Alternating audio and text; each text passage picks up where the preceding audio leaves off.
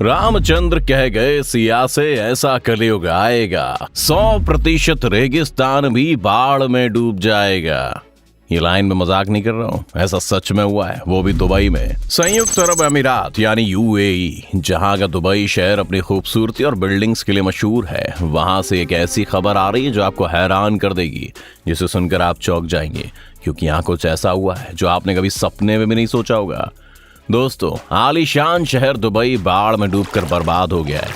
यहाँ चारों तरफ पानी पानी भर गया है और लोगों का घर से बाहर निकलना ही मुश्किल हो गया है। जहाँ आपने अभी तक तेल के कुओं और रेगिस्तान के साम्राज्य के बारे में सुना था, वहाँ भारी बारिश से बाढ़ आ गई है। यहाँ सबसे हैरान कर देने वाली बात यह है कि ये तबाही असली बारिश से नहीं बल्कि नकली बारिश से हुई है। कुदरत से की गई छेड़छाड़ यूएई पर भारी पड़ गई है। तभी तो कहा गया है कि कुदरत को छेड़ोगे तो कुदरत नहीं छोड़ेगी, वरना जब वो अपना रौद्र रूप दिखाएगी तो सब कुछ तबाह कर देगी, जिसका जीता जागता उदाहरण यूएई है। आखिर कैसे यूएई में ये बर्बादी आई है और क्या है वहां के हालात, ये जानने के लिए बने रहिए वीडियो के अंत तक। फिलहाल जिस इरा में हम आज जी रहे हैं वो पूरी तरह से तकनीकी युग में बदलने की ओर बढ़ रहा है, जिसके कई सारे एग्जाम्पल हमारे सामने हैं। चाहे वो ऑनलाइन डिलीवरी हो या ड्रोन, मोबाइल या फिर दूसरी बड़ी बड़ी मशीन्स, लेकिन ये तकनीक सिर्फ और सिर्फ तभी तक कारगर है जब तक इसे यूज करते करते हम खुद को भगवान न समझने लगे।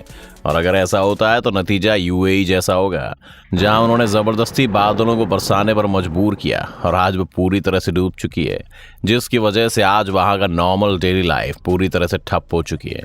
हम यूएई की इस तबाही के बारे में आगे भी और बात करेंगे, लेकिन उससे पहले आर्टिफिशियल बारिश के बारे में जान लेते हैं कि दुबई के पास ऐसी कौन सी टेक्निक है जो बादलों को बरसने पर मजबूर कर देती है।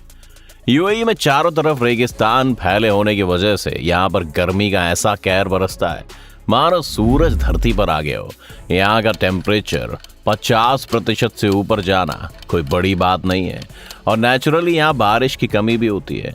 इसीलिए यहाँ के मौसम विभाग के वैज्ञानिकों ने सोचा कि क्यों ना नकली बारिश करवाकर लोगों को कुछ राहत दी जाए, जिसके चलते उन्होंने नकली बारिश करवाने के प्रोजेक्ट पर काम करना शुरू किया और पिछले कुछ सालों से यूएई नकली बारिश यानी कि क्लाउड सीडिंग करा रहा है, जिससे यहाँ के लोगों को गर्मी से राहत मिलती है।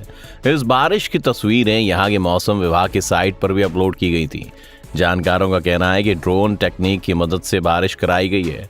बादलों के बारे में कहा जाता है कि सभी बादल बरसते नहीं है और नमी से भरे बादल ही खुद बरसते हैं, लेकिन जो बादल बरसते नहीं हैं उन बादलों से बारिश कराने के लिए वैज्ञानिकों ने ऐसी तकनीक बनाई है जिससे वो बादल को बरसने पर मजबूर कर देते हैं, और इसे ही क्लाउड सीडिंग या आर्टिफिशियल रेनिंग कहा जाता है।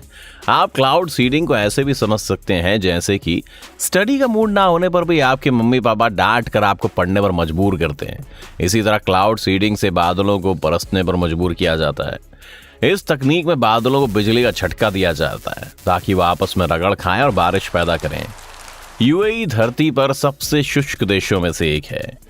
यहाँ बारिश बहुत ही कम होती है, इसीलिए टॉप 10 सूखे देशों में शुमार है, जहाँ औसत बारिश सिर्फ 3 इंच है। लेकिन अब मौसम विभाग का कहना है कि उसे उम्मीद है कि ये तकनीक देश में बारिश को बढ़ाने में मदद कर सकती है। इस प्रोजेक्ट पर काम करने वाले प्रोफेसर मार्थन एम बाउंड ने बताया कि संयुक्त अरब अमीरात में बारिश करवाने के लिए बादलों की कमी नहीं है, बस वो बरसते नहीं है।